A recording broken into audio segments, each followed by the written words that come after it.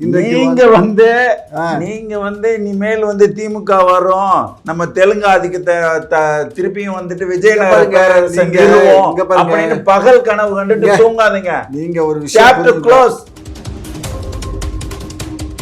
இந்த 39 தொகுதியிலையும் திமுக ஜெயிக்கும்.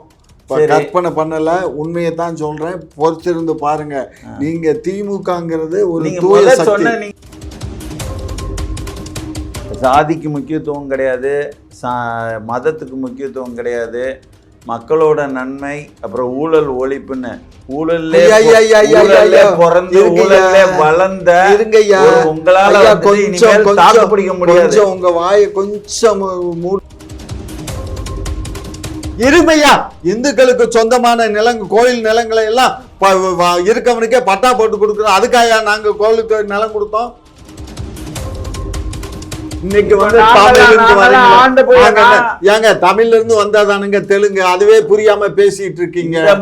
எங்க தாயே வந்து தமிழ் தாய் தான், புரிஞ்சுக்கோங்க. மங்களம் பாடலைங்க, நிஜம், உண்மை உண்மை. இங்க பாருங்க, திமுகவை அழிக்க நீங்க இல்லைங்க, போதும், வேற யாராலையும் அழிக்க போதும்.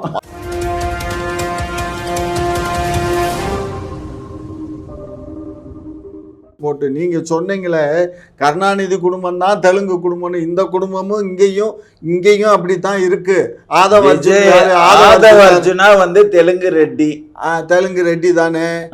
சரி, உச்சிக்கோங்க. அதுக்கப்புறம் எங்க கூட்டத்திலே பேசிக்கிட்டு இருந்தாங்களே அந்த சிவகாசி பொண்ணு, இப்ப அது வந்து நாயுடு, கம்பளத்து நாயுடு இல்ல, கம்மாவார் நாயுடு கிடையாது, அது வந்து கம்பளத்து நாயக்கர். சரி, கம்பளத்து நாயக்கர். சரி, அப்புறம் இன்னும் எத்தனை பேர் இருக்காங்க? ஏங்க அவங்க வந்து இங்க பாருங்க, அவங்க வந்து இருக்கிறத வந்து இருக்கக்கூடாது அப்படின்ட்டு நாங்கள் சொல்லலை. நாங்கள் முதலமைச்சராக இருக்கிறவங்க வந்து தமிழராக மட்டும்தான் இருக்கணும் அப்படின்றது தான். சரிங்களா? நீங்க கூட இப்போ அதிமுக வந்துட்டு இருந்தது இல்லையா? அதிமுக இருந்த தெலுங்கு ஆட்கள் இருந்தது. அதிமுக அன்னைக்கு ஜெயலலிதா யாரு, எம்ஜிஆர் யாரு, அன்னைக்கெல்லாம் இப்படி பின்னாடி முன்னாடி இப்படி பொத்திக்கிட்டு உக்காந்துக்கு இருந்துட்டு இன்னைக்கு கலைஞர் ஆட்சி வந்த போது ஈழப்படுகொலை நடந்த பிறகு ஒவ்வொருத்தரையும் பாம் வைப்போம், பின்னாடி பாம் வச்சு வெடிக்க வச்சு செதறி பார்ப்போம், இவன் யாரா அப்படின்னு.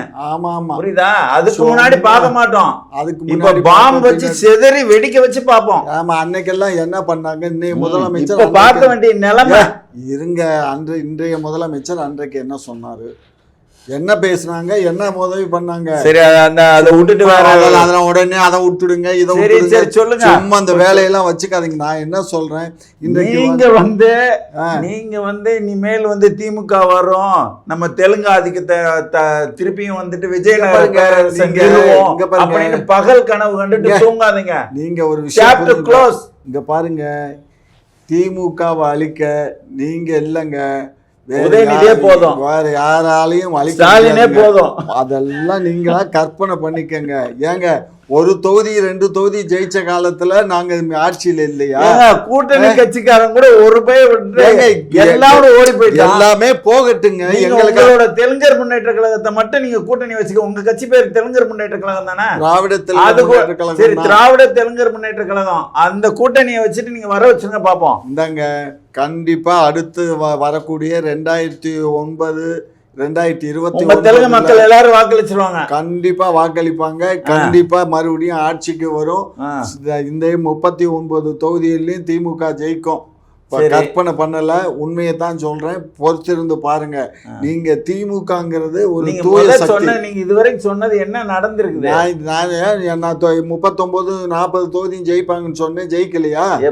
எப்ப சொன்னா? எப்போ அதிமுக வந்து அலோகலப்பட்டு கிடக்கும் போது வந்து இது வார்த்தையா? என்ன அலோகல கூட சொல்லாதா? என்னங்க, அவர் ஆட்சி பவர்ல இருக்கும் போது தாங்க சொன்னா. ஆமா, ஜெயலலிதா இறந்த பிறகு வந்து அங்க வந்து ஒரு வெற்றிடம் வந்துருச்சா? வெற்றிடம் இல்ல, ஒரு வலிமையா இல்லாத போது வந்து வேற வழி இல்லாம வாக்களிப்பாங்க. இதெல்லாம் ஒரு ஜோசியமா? இங்க ஜோசியம்ங்கிறது ஒண்ணும் இல்லைங்க. திமுகங்கிறது கட்டுக்கோப்பான தொண்டர்களை கொண்ட ஒரு கட்சிங்க.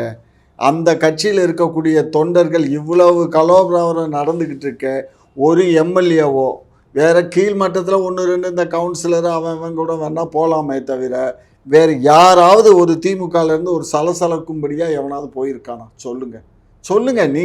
நீங்கள் வந்து தமிழ் தேசியம், நாங்கள் தமிழ் தேசியம்தான், நாங்கள் தான் தமிழையே முன்னாடி நிறுத்திக்கிட்டு இருக்கோம். அதை விட்டு சும்மா இன்னைக்கு இருக்க ஆட்சியில் எத்தனை இந்துக்கள் அமைச்சராக இருக்காங்க, எத்தனை கிறிஸ்துவர்கள் ஆட்சியில் இருக்காங்க. பட்டியலின மக்களுக்கு நாங்கள் 8 பேருக்கு நாங்கள் கொடுத்துருக்கோங்கிறாங்க. 8 பேர்த்தில் 6 பேர் பட்டியலினம் கிடையாது, கிறிஸ்துவர்கள். இதெல்லாம் வந்து பூசி மொழி எல்லாம் பேசாதீங்க. அதெல்லாம் மக்கள் வந்துட்டு நீங்கள் வந்து இப்போ ஒரு சாதி சமத்துவமான ஒரு ஆட்சி இப்போ நடக்குது. சாதிக்கு முக்கியத்துவம் கிடையாது, மதத்துக்கு முக்கியத்துவம் கிடையாது, மக்களோட நன்மை, அப்புறம் ஊழல் ஒழிப்புன்னு ஊழல்லே பிறந்து ஊழல்லே வளர்ந்த உங்களால கொஞ்சம் தாக்கு பிடிக்க முடியாது. உங்க வாயை கொஞ்சம் மூடுங்க. இப்போ உயர்நீதிமன்றத்திலையும் சரி, நீதிமன்றங்களுக்கெல்லாம் இப்போ வந்து அரசு வழக்கறிஞர்கள் போட்டதுக்கு என்ன நடந்ததாக இப்போ அவங்க கட்சியை சேர்ந்த ஒரு 4 பேர் சேர்ந்து இன்னைக்கு ஹைகோர்ட்டில் வழக்கு தொடுத்துருக்காங்க. அதையாவது தெரியுமில்ல உங்களுக்கு? அப்புறம் என்ன ஊழலற்ற கட்சி? அதுக்கப்புறம் எது இந்துக்களுக்கு சொந்தமான கோயில் நிலங்களை எல்லாம் இருக்கவனுக்கே பட்டா போட்டு கொடுக்குறோம். அதுக்காக நாங்கள் கோயிலுக்கு நிலம் கொடுத்தோம்?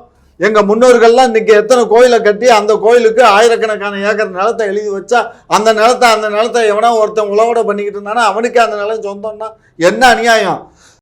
ஆட்டை கடிச்சு மாட்டை கடிச்சு இப்போ மனுஷனை கடிக்க ஆரம்பிச்சிட்டீங்க. அந்த நிலத்தை கொடுத்து பேரரசு என்ன மானியமா வந்து கொடுத்துட்டாங்க. ஆமா, கோயிலுக்கு தான் மானியமே தவிர தனி நபருக்கு கொடுக்கலையா, கோயிலுக்கு தான் கொடுத்தாங்க. கோயிலுக்கு கொடுக்கும்போது பிரித்து கொடுத்தாங்க, யார் அதிலேருந்து வரக்கூடிய வருவாயை எடுத்துக்கிடலாம் அப்படிங்கிறத கொடுத்தாங்க. கோயிலில் பட்டராக இருக்காங்கன்னு வச்சுக்கோங்க, அந்த பட்டருக்கு ஒரு 10 ஏக்கரா 20 ஏக்கரா நிலம் கொடுப்பாங்க. அவங்க என்ன பண்ணுவாங்க, அதிலேருந்து வரக்கூடியதை வந்து அவங்க வச்சுக்கிட்டு கோயிலுக்கு சேவை செய்வாங்க. அது நிலம் வந்து கோயில் நிலம் தான். இப்போ வந்து சுப்ரீம் கோர்ட்டில் ஒரு கேஸ் ஆகிப்போச்சு, உடனே காலி பண்ணுன்றேன். மதுரையில் வந்து கோமதி நகர்னு ஒன்று இருக்குது, கோமதிபுரம். இந்த கோமதிபுரம் வந்து அழகர் கோயிலுக்கு சொந்தமான லேண்டு, அது அந்த பூசாரிகளுக்கு சொந்தமானதான். அந்த பூசாரிகள் தான் விற்று போட்டது NOC வாங்காமல் விற்றுவிட்டானுங்க. இப்போ இவன் விற்றதுனால என்ன ஆயிடுச்சுன்னா சுப்ரீம் கோர்ட் வரையும் கேஸ் போய் இப்போ அங்கே பாவம் அவன் ஒரு 5-10 அந்த காலத்துலேயே 20 லட்சம் 30 லட்சம் செலவு பண்ணி வீட்டுகளை பெரிய பெரிய பங்களாக்கெல்லாம் கட்டிக்கிட்டான். இப்போ பூரா இடிக்கணும்னு சொல்லி இப்போ நிறைய வீடு காலி ஆகிட்டு இருக்கு கோமதி நகரில்.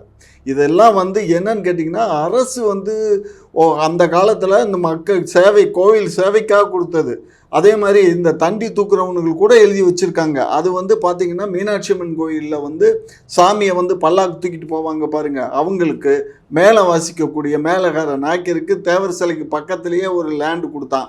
அந்த லேண்டை தான் அப்போ மேயராக இருந்த முத்தண்ணை வந்து ஆட்டையை போட்டார்னு பெரிய இஷ்யூ ஆகி கடைசியில் அந்த சிவகங்கை காமாட்சிங்கிறவன் ஒரு ஜோசியக்காரன் அதில் தலையிட்டு அவன் ஏதோ ஊழல் பண்ணான்னு சொல்லி கடைசியில் அது கவர்மெண்ட் எடுத்து அவங்களுக்கே கொடுத்துருச்சு. ஸோ இது மாதிரி நிலங்கள் வந்து கவர்மெண்ட் எடுத்து கொடுத்துச்சு, அந்த ADMK கவர்மெண்ட்டு. சரிங்களா? இதெல்லாம் வந்து எப்படின்னு கேட்டிங்கன்னா, கோயில் நிலம் கோயிலுக்கு தான் சொந்தம். அதில் வரக்கூடிய வருமானத்தில் அவங்க வந்து சாப்பிட்டுக்கிறலாம். யார்? அந்த பூசாரிகள் சாப்பிட்டுக்கிட்டு அவங்களுக்கு ஊழியம் பண்ணணும். நீங்கள் வந்துட்டு கோயில் நிலம் கோயிலுக்கு தான் சொந்தம் இல்லைன்னு நான் பேசினேன், இதெல்லாம் நீங்கள் பேசிக்கிட்டு இருக்கலாம். அதாவது இப்போ அவங்க கோயில் நிலமா இல்லை வந்துட்டு இனாமாக கொடுத்த நிலம்னு சொல்லிட்டு ஆராய்ச்சி பண்ணி அவங்க ஒரு முடிவுக்கு வந்துட்டாங்க. சரிங்களா? நீங்கள் வந்து இது இனாமாக கொடுத்த நிலம் இல்லை அப்படின்னா அதை பற்றி வழக்கு போட்டு திருப்பி அந்த வழக்கில் ஜெயிச்சு திமுக தன்னோட பவரை காட்டணும். நாங்கள் என்னது போய் காட்டுறோம்? நாசம் ஆகிட்டு போகுது.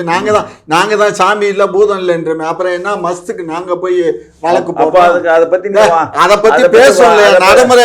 ஏயா இந்து நாட்டில் இந்து மக்களுக்கு ஒரு கிறிஸ்தவருக்கு பேசுறவங்க வந்து மற்றவங்க பேசட்டும். இது இந்துக்களா இருப்பா ஒன்றும் இல்லை, இது இந்து தேசம்.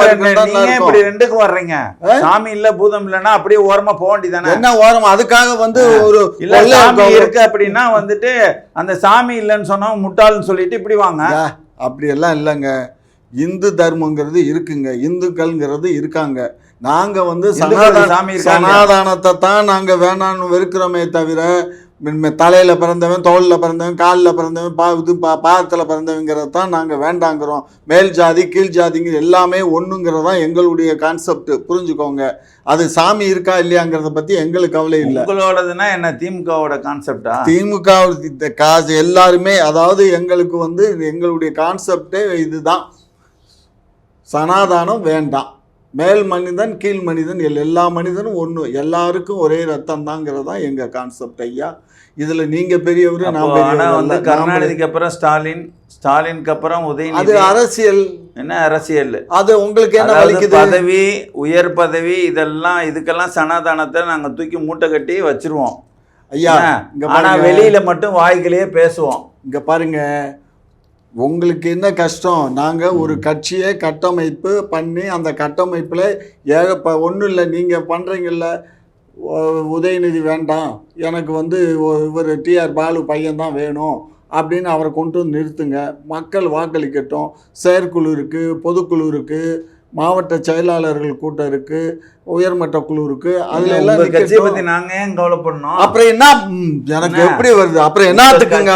ஒரு தெலுங்கு தலைமையில கட்சி, உங்க தெலுங்கு தலைமையில உள்ள கட்சிகள் வந்து இந்த தமிழ்நாட்டுக்கு தேவையே இல்லைன்றதான் எங்களோட நிலைப்பாடு. எங்க பாருங்க, இது முழுக்க நீங்க போய் ஆந்திரால போய் அரசியல் பண்ணுங்க. தெலுங்கர்கள்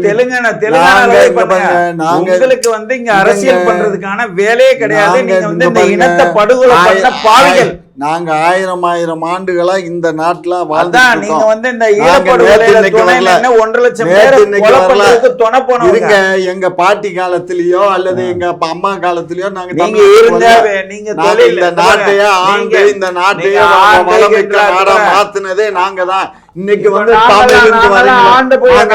ஏங்க தமிழ்ல இருந்து வந்தாதானுங்க தெலுங்கு? அதுவே புரியாம பேசிட்டு இருக்கீங்க. எங்க தாயே வந்து தமிழ் தாய் தான். புரிஞ்சுக்கோங்க. மங்களம் பாடலைங்க, நிஜம், உண்மை உண்மை. நீங்க இதெல்லாம் சொல்லி மங்களம் பாட வேணாம். உங்களுக்குன்னு ஒரு மாநிலம் இருக்குது, எங்களுக்கு 2 மாநிலம் இருக்குது. பாருங்க, சந்தோஷமா இருங்க. எங்க வந்து ஏதாவது தொழில் பண்றீங்களா பண்ணுங்க, பண்ணி சம்பாதிங்க. இந்த ஆட்சி அதிகாரம் அரசியல் இந்த பக்கம் வராதீங்க. அதெல்லாம் நீங்க இங்க பாருங்க, நீங்க நாசமா போயிடுவீங்க. என்னைக்கு வந்து திராவிட முன்னேற்ற கழகத்தை என்னைக்கு பழிச்சு பேசுறீங்களோ அன்னைக்கே பேசுறவங்க எல்லா வாயிலையுமே வந்து மண்ணு விழுந்துரும். பார்த்துக்கோங்க. ஆகையினால நீங்க நல்லவங்களா இருங்க, வல்லவங்களா இருங்க. நீங்க தமிழுக்காக பாடுபடுங்க, தமிழ்ல கட்டுரை எழுதுங்க, தமிழ்ல புக் எழுதுங்க, தமிழ்ல பரப்புரை பண்ணுங்க. வேண்டான்னு சொல்ல, நீங்க தமிழுக்கு பரப்புரை பண்றத நாங்க வேண்டான்னு சொல்லல. யாரு நீங்க? யாரு எங்களுக்கு அத்தாரிட்டியா? நாங்க தாங்க உங்களுக்கு தமிழுக்கு. உங்களுக்கு என்னங்க தெரியும்? தெலுங்குல மாట్లాடும். நீங்க நாங்க தானுங்க தமிழுக்கு அத்தாரிட்டியே. நாங்க தாங்க தமிழை கத்து கொடுத்தது, நாங்க தமிழ்ல பேச சொன்னது நாங்க. ஆமா, எங்களுடைய முத்தமிழறிஞர் டாக்டர் கலைஞர் காலத்துல தாங்க தமிழுக்கு இந்த அளவுக்கு ஒரு உணர்வு வந்தது தமிழனுக்கு. அவர் இல்லைன்னா தமிழுக்கு ஏது, தமிழ் மக்கள் ஏது? நல்லா இருக்கு. அப்ப லயோலா மணி வந்து ஆரம்ப காலத்துல இந்த லயோலா மணிக்கு வந்துட்டு எப்படி கொடுக்கலான்னு மணி செந்தில், நாம் தமிழர் கட்சிக்கார மணி செந்தில் வந்துட்டு இப்படிலாம் கொடுத்துட்டாங்களேன்னு கேட்டிருக்காப்புல. அவன் இங்கே பாருங்க, காலையில் கூட நான் இவர்கிட்ட பேசிக்கிட்டு இருந்தேன், டைரக்டர்கிட்ட. அவரே என்ன சொன்னார், நான் அவருக்கு வாழ்த்து போட்டேன்னு சொல்லி என்ன திட்டுறானுங்க நாயினா அப்படின்னு சொல்லி வருத்தப்பட்டார். யாரு? நாம் தமிழர் கட்சியினுடைய டைரக்டர் தான். சரியா? சீமானா? சீமான் இல்லை, சரியா? டைரக்டர்னா இவர் களஞ்சியம். சரியா? காலையில் பேசுனது. ஸோ ஆகையினால நான் வந்து சொல்லிட்டேன். நாங்கெல்லாம் ஒன்றா போராட்டத்தில் உட்காந்தவங்க அந்த மோச்சன் தேட்டருக்கு எதிர. சார் அதெல்லாம் இப்போ தானே சார். இந்த தம்பி அவர் மன்றத்திலிருந்தே வந்தவருங்க. அவர் பிஏ முடிச்சு எம்ஏ முடிச்சு இப்போ டாக்டரேட் பண்ணிட்டு இருக்காரு மணி. சரிங்களா? நல்ல பிள்ளை, ரொம்ப கஷ்டப்பட்டது. இந்த அதாவது விஜயுடைய வளர்ச்சிக்காக ரொம்ப கஷ்டப்பட்டது. அவர் சினிமாவில் வர்ற வளர்ச்சிக்கு இல்லை, இந்த கட்சிக்கு இந்த மன்றத்துக்கு ரொம்ப சிரமப்பட்ட பிள்ளை. ஆனால் எனக்கு அதில் வந்து ஒரு மாண்புமிகு முதலமைச்சர் மீது ஒரு வருத்தம் இருக்குது. ஒரு எம்எல்ஏ சீட்டை கொடுத்து அவரை ஒரு அமைச்சர் ஆக்கி இருக்கணுமே தவிர, பாடநூல் நிறுவனத்துக்குங்கிறது வந்து இது வந்து போஸ்ட்மேன் வேலை தானே தவிர வேற ஒன்றும் கிடையாது. இது ஏற்கனவே அந்த இவர் அங்கே தான் வந்து உட்காந்துருந்த அந்த பட்டிமன்றம் பேசிகிட்டு இருப்பார்ல, அவர் வந்து அங்கே உட்காந்துருந்தார். அது என்னது, அரசு பள்ளிகளுக்கு தயாரிக்கக்கூடிய நோட்டு புத்தகங்கள், அவ்வளவுதான். அது வந்து ஒரு கௌரவமாக ஒரு பெரிய இதெல்லாம் கிடையாது. ஒரு சம்பத்து மாளிகையில் 7வது மாடியோ 8வது மாடியிலேயே ஒரு ரூம் இருக்குது அவருக்கு, அவ்வளவுதான். அதில் ஏற்கனவே சுலோச்சனா சம்பத்து இருந்தாங்க. நான் அன்றைக்கி அந்தம்மா பதவி ஏற்பு அன்னைக்கு போயிட்டு வந்தேன். அதுக்கப்புறம் நான் போகல. அது கிட்டத்தட்ட 15 வருஷம் ஆயிடுச்சுன்னு வச்சுக்கோங்க, 15-20 வருஷம் இருக்கும். ஆகையினால நம்ம வந்து மணிக்கு கொடுத்தது சிறப்பு. இதை காட்டிலும் ஒரு அமைச்சராக கொடுத்துருந்தா இன்னும் சிறப்பு, அவ்வளோதான்.